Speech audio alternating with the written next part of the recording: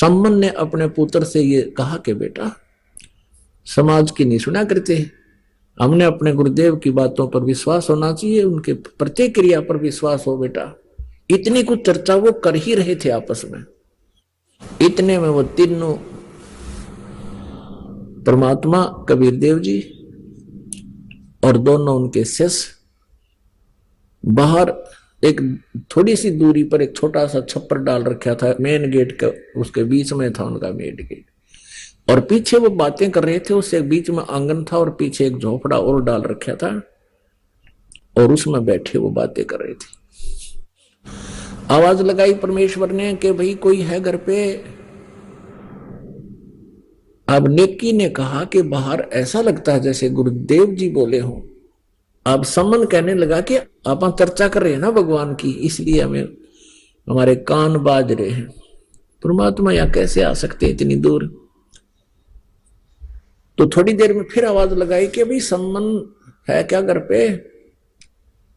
अब फिर तो उनकी तीनों की एकदम उधर ही नजर गई। सामने देखा परमात्मा गेट के बाहर खड़े हैं। तीनों भाग गए नंगे पैरों। अब यूं खड़े होकर तीनों मुंह की तरफ देख रहे हैं कि हम सौपन तो नहीं देख रहे हैं, सचमुच परमात्मा यहां आगे हैं क्या। आंखें मल रहे हैं, आंखों में आंसू आने लगी है। अब ये कहना भी भूल गए, कहा जो अंदर प्रवेश करो गुरुदेव।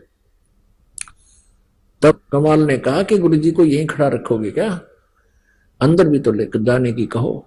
तब उनकी वो एकदम सपना सा टूटा कि आ जाओ भगवान, अंदर आ जाओ।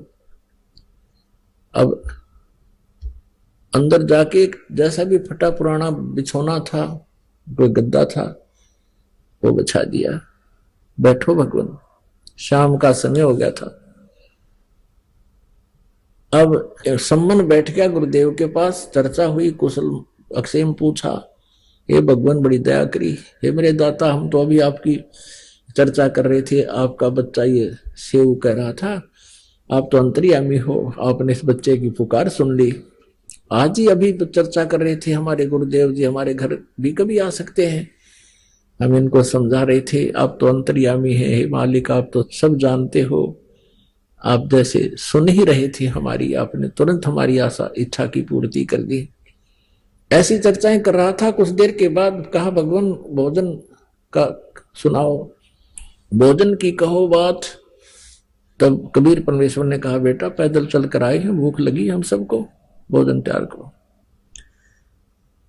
अब सम्मन घर पे आया अपनी पत्नी के पास, अंदर जहां उनका अपना अलग झोपड़ा था, झोपड़ी में, और कहा नेकी खाना बनाओ, गुरुदेव के लिए भूख लगी है। अब नेकी ने कहा कि हमारे अपने घर पे आज एक अन्न का दाना भी नहीं है और नहीं आटा है। अब सम्मन ने कहा कि जाओ किसी से उधारा ले आओ। नेकी कहती है मैं कई घरों में गई थी और उनसे मैंने प्रार्थना की है कि आज हमें आटा उधारा दे दो, लेकिन कोई नहीं दे रहा है। मैंने उनसे बता दिया हमारे गुरुजी आए हैं और हमने भोजन बनाना है, आटा दे दो, उधारा दे दो। अब सभी क्या कह रहे हैं, व्यंग कर रहे हैं उनके साथ मजाक कर रहे हैं, तान्ने मारे हैं कि तुम्हारे तो भगवान है ना, तुम्हारे गुरुजी, उन्होंने तो सिकंदर लोधी का रोग ठीक कर दिया, उन्होंने तो कमाल को जीवित कर दिया, कमाली को जीवित कर दिया है, और रामानंद जी को जीवित कर दिया। तो क्या तुम्हारे घर पर वो आटा नहीं पैदा कर सकते। यानी ये जानकर और करड़े हो गए, किसी ने आटा नहीं डाला। हालांकि पहले मना नहीं करते थे, आपस में लेन देन हो जाता है, उस दिन तो उधारा भी नहीं दिया। अब सम्मन से नेकी ने कहा कि कोई भी उधारा नहीं दे रहा है। तो सम्मन ने कहा कि ला तेरी चूंदड़ी दे दे, तेरा ये चीर दे दे जो उसने ओढ़ रखा था, इसको गिरवी रखकर आटा ले आऊंगा।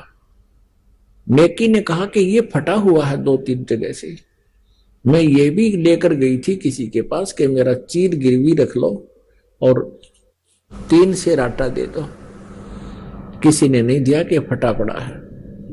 अब सम्मन एकदम कलेजा पकड़ कर बैठ गया जमीन पर। हे भगवान, आज क्या बनी? पहली बार परमात्मा आए हमारे घर पे और आज हम इनको आहार नहीं करा सकते। बहुत चिंतित हो गया। तब नेकी ने कहा कि ऐसी बात नहीं बनेगी, चिंता मत करो, कुछ उपाय बनाते हैं। वो कहने लगा क्या उपाय बनाएंगे? कोई उधारा दे नहीं रहा, ऐसा हमारे पास कोई कपड़ा नहीं जिससे हम गिरवी रख दें, कोई ऐसा आइटम नहीं घर का, अब क्या उपाय बनेगा? हम तो शर्म के मर जाएंगे। क्या क्या कहेंगे गुरुदेव कि हम भोजन नहीं करा सके, भूख लगी है गुरु जी को। तो नेकी ने कहा कि आप ऐसा करो, रात्रि के समय चोरी कर लाओ 3 सेर आटा और गुरुदेव को और तथा इन भक्तों को खाना खिला देंगे वक्त से। अब कहो गुरुदेव को कि विश्राम करें, ज्ञान ध्यान कर लें और सुबह वक्त से भोजन बनाएंगे, ये समझ जाएंगे। तो संबंध कहने लगा चोरी करके लाएंगे, ठीक है कोई बात नहीं। तो लड़का सुन रहा था सेव, वो कहने लगा माता जी गुरुजी भी बताते हैं और आप भी कहा करते हो कि चोरी करना महापाप होता है, और आज हम चोरी करेंगे, हमारा तो भक्ति का नाश हो जाएगा, चोरी महापाप होती है। तब नेकी ने कहा बेटा चोरी को दान कर देंगे हम, वो पाप नहीं कल्याण का कारण होगा।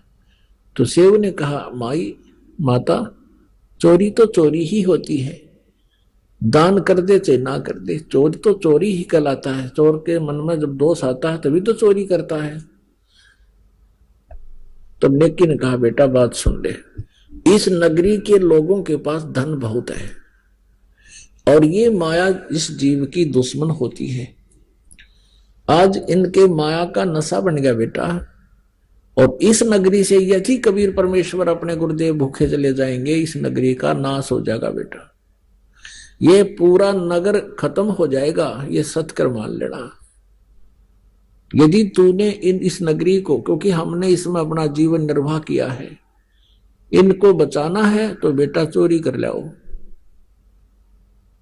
तो सेव कहने लगा ठीक माता।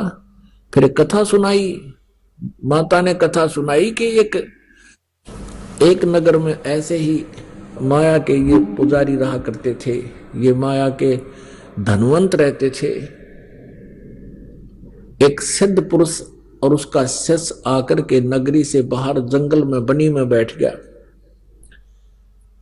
अब वो इतने अभिमानी हो गए थे पैसे वाले व्यक्ति, किसी को दान दक्षिणा भी देनी बंद कर दी थी उन्होंने। अब उस सिद्ध पुरुष ने उस लड़के को भेजा अपने को कि जा बेटा भिक्षा मांग ला। नगरी में वो लड़का युवा लड़का था, 15-16 साल का, जा 18-19 वर्ष का होगा। अपनी झोली लेकर के पहुंचा। नगर के तकरीबन सभी घरों में उसने अलख जगाई, आटा दो माई, आटा दो माई। तो सभी ने उनको धमका दिया कि मस्टंडो तुम अपना काम करके क्यों नहीं खाते, मजदूरी कर लो, कहीं पर मांगने आ जाते हैं, यहां पर शर्म नहीं आती है। लड़का वापस चला गया और कहा गुरुदेव किसी ने भी आटा नहीं दिया और बहुत कुछ बातें बनाते हैं। अब वो सिद्ध पुरुष था, उसने कहा कि जा एक बार फिर जा बेटा। वो दोबारा फिर गया। ऐसे ही वो खाली आ रहा था। जब वो वापस आ रहा था, उसी नगर के बाहर की तरफ एक कुम्हार का घर था, और उस कुम्हारी ने वो पहले दिन भी जाता देखा, खाली आता देखा। विधवा थी, उसका पति मर चुका था, 2-4 बच्चे थे उसके।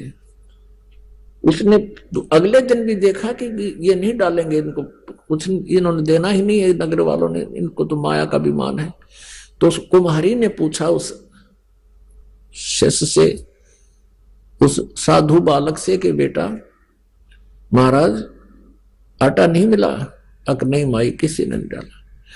तो उसने कहा भाई देख, कल भी देख, तेरे को देखा मैंने, और बेटा मुझे अपने पुत्रों की तरह तेरे में ममता बन गई है कि मेरा बेटा अगर ऐसे भूखा रह जाए 2 दिन से, क्या बीतेगी उसके ऊपर। भाई मैं कुम्हारी हूं, जात से कुम्हारी हूं, और तो ये रोटी ले जा बनी बनाई, और अपने गुरुजी से बता देना बेटा बाद में खाना, कहीं वो फिर मुझे शराप ना दे दे। भाई कई महात्मा ऐसे होते हैं जो अन्य जाति वालों का नहीं खाते, ब्राह्मण बणियों का ही खाते हैं या क्षत्रियों का खाते। उसने ऐसा ही किया, ठीक है माई दे दो। अब उसने जाते अपने गुरुदेव से कहा कि गुरुदेव पूरी नगरी में घूमा, किसी ने आटा नहीं दिया, उल्ट सुल्ट बातें बना रहे हैं, बहुत भली बुरी कह रहे हैं आपके बारे में, मेरे बारे में। और बाहर की तरफ एक कुम्हारी का घर था, उसने सारी कहानी बताई, उसकी आंखों में आंसू आ गए गुरुदेव, और वो कह रही थी बेटा अपने गुरुदेव को बता के फिर ये रोटी खाना।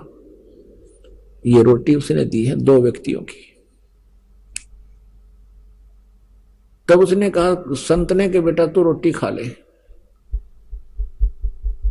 भूख लाग गई थी, बच्चे ने भोजन खा लिया, और बेटा अब नो कर रखते, मैं भी खा लूंगा बाद में, और अब तू वापस जा, उस माई ने कह दे कि सूर्य अस्त होने से पहले पहले इस नगरी ने त्याग दे, और जहां भी तू पहुंच जाएगी सूर्यास्त से पहले पहले वहीं रुक जाना, तेरा वहीं बस जाएगी, तो तेरा पूरा वंश चलेगा वहां। और उसको बता देना किसी से कहे नहीं ये बात जो हम बताने जा रहे हैं, रात्रि के समय ये नगर नहीं रहेगा, ये सारा खत्म होगा।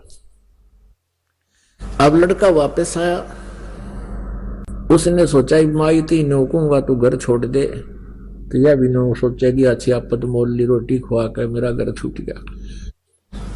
तो उसने सारी कहानी बताई कि माई हमारे गुरुजी बहुत पहुंचे हुए महापुरुष हैं, और इस नगरी से बहुत दुखी हो गए हैं कि इनमें इतना अभिमान हो गया, ये राक्षस टाइप हो गए हैं, भगवान से भी नहीं डरते, और अतिथि को तो वैसे भी आहार करा दिया करते हैं, और ये इतनी बकवास कर रहे हैं। आज ये नगर माई रात ने खत्म हो जाएगा, और अब दिन के 12 बजे हैं, तू निकल जा फटाफट, अपने सारे सामान को लेकर चली जा, जहां सूर्य अस्त हो जाए, दिन छिप जाए, तो वहीं रुक जाइए, तू वहीं बस जाएगी। आशीर्वाद है गुरु जी का। अब उस समय उसको पता होता था कि सचमुच साधु ने जो वचन काट दिया वो टला नहीं का। उसने तो उसी समय अपने बच्चों के साथ अपने गद्या पर सामान लादा और चल पड़ी। सूर्य जहां हुआ वहां रुकेगी। तो रात्रि के समय वो पूरा नगर उस संत ने नष्ट कर दिया कि इसे राक्षसों को तो एक दिन खत्म कर दिया जाए तो अच्छा है। तो पूरा नगर खत्म हो गया। कहते वहां से फिर वो माई दूर जाकर बस की, फिर वहां लोग इकट्ठे हो गए। भी कैसे का उन्हें सारी कहानी बता दी कैसे ऐसे। तो वहां लोगों ने इकट्ठा होकर उसको जमीन भी दे दी, उसके निर्वाह के लिए पैसे भी दे दिए, उस माई के ठाठम ठाठ कर दिए और उनका नाश कर दिया। तो धर्म तो दसके नहीं, दसके तीनों लोग, खैर आए तुम्हें खैर है कीजिए आत्म भोग।